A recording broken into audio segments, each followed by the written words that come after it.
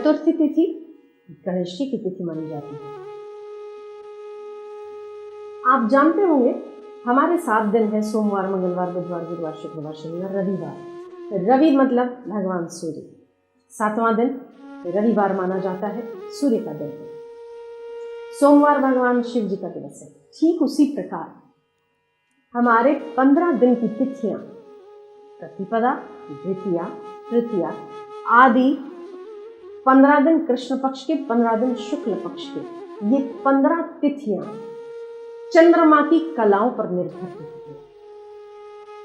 चंद्रमा की कलाएं जितनी घटती और बढ़ती है उस अनुसार हमारी तिथियां निश्चित होती है और उन हर तिथियों का अधिष्ठाता देव होता है। जैसे वार का अपना अधिष्ठाता देव है, ठीक वैसे ही तिथियों का भी अधिष्ठाता देव है।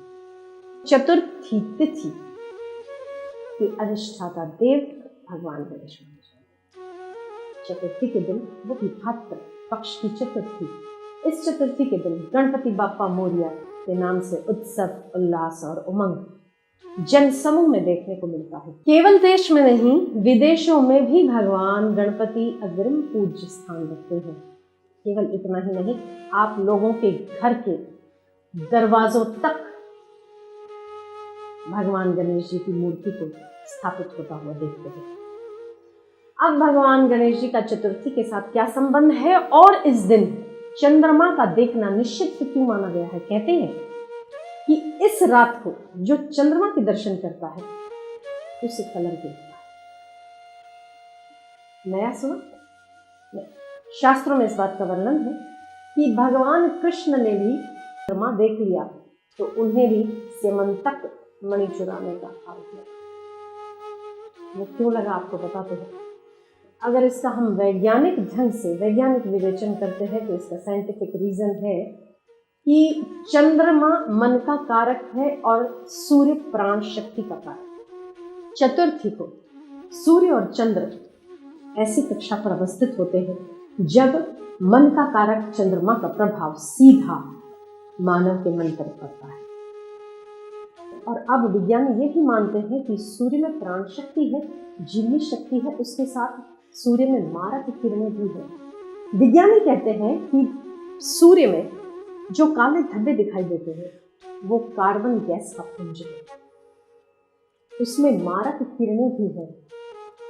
तो चंद्रमा चौथी कक्षा में जब अवस्थित रहते हैं, उस कक्षा में सूर्य की मारक किरणें सीधी चंद्रमा पर पड़ती है और चंद्रमा मन का कारक है, इसीलिए विचार तरंगित होते हैं। उस तरंगित विचारों की अवस्था में व्यक्ति हास्य, विनोद, व्यंग, कटाक्ष इस प्रकार के कर देता है कि सामने वाले व्यक्ति को बुरा लग जाता है, कलंक का सामना करना पड़ता है। हमारे देवी देवताओं से संबंधित कुछ कथाएं भी इसी प्रकार की कहती हैं। ये तो वैज्ञानिक विवेचन बताया, अगर तो हम शास्त्रों की कथा को जाने तब उसमें भी ऐसा ही था कि चंद्रमा अपनी सुंदरता पर बड़े घमंडित हो रहे थे। तो उनका नाहटा कद, गणेश जी का नाहटा कद, उनका गज वदन, उनकी छोटी आंखें और मूषक वाहन, ये सब देखकर चंद्रमा ने उपहास किया। परिणाम स्वरूप गणेश जी कुपित हो गए और उन्होंने श्राप दिया चंद्रमा को कि जिस सुंदरता पर तुम्हें गर्व है, जिस सुंदरता पर तुम्हें घमंड है, जाओ तुम काले कलूटे हो जाओ। चंद्रमा काले कलूटे हो गए। इतने सुंदर चंद्रमा को काला रंग प्राप्त हो गया। अब दुख पड़ा तो उन्हें स्मरण हो आया कि मुझे क्षमा लेनी चाहिए, क्षमा मांगनी चाहिए। और श्रेष्ठ व्यक्ति का हृदय तो वैसे भी उदार होता है, क्षमावान होता है, वो क्षमा कर देते हैं। इसीलिए चंद्र उनकी शरण में चला गया।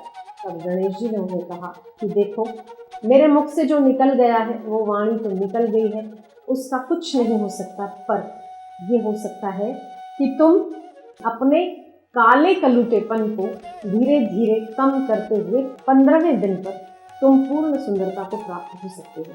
और इसी के बाद चंद्रमा क्षय तिथि को प्राप्त होते हैं और पूनम को पूर्ण कला से विकसित होते हैं। तो मानना पड़ेगा जिस दिन ये घटना घटी उस दिन भी भाद्र शुक्ल पक्ष की चतुर्थी थी।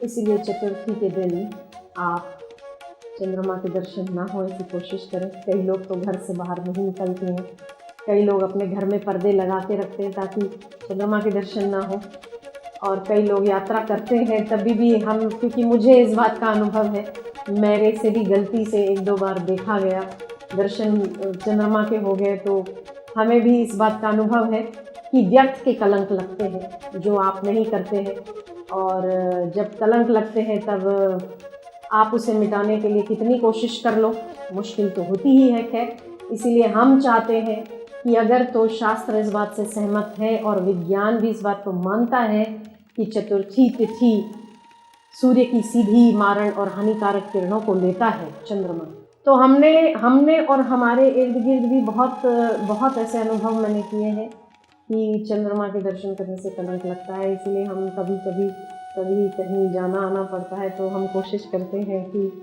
हमें चंद्रमा के दर्शन ना करने पड़े, और अगर तो हो जाते हैं, अगर चंद्र दिख जाते हैं तो उसके निवारण अर्थ रात्रि को ही कथा सुन लेनी चाहिए, जिससे उसका प्रभाव कम हो जाता है। वो भी कथा शास्त्रों में वर्णित है, वो आपको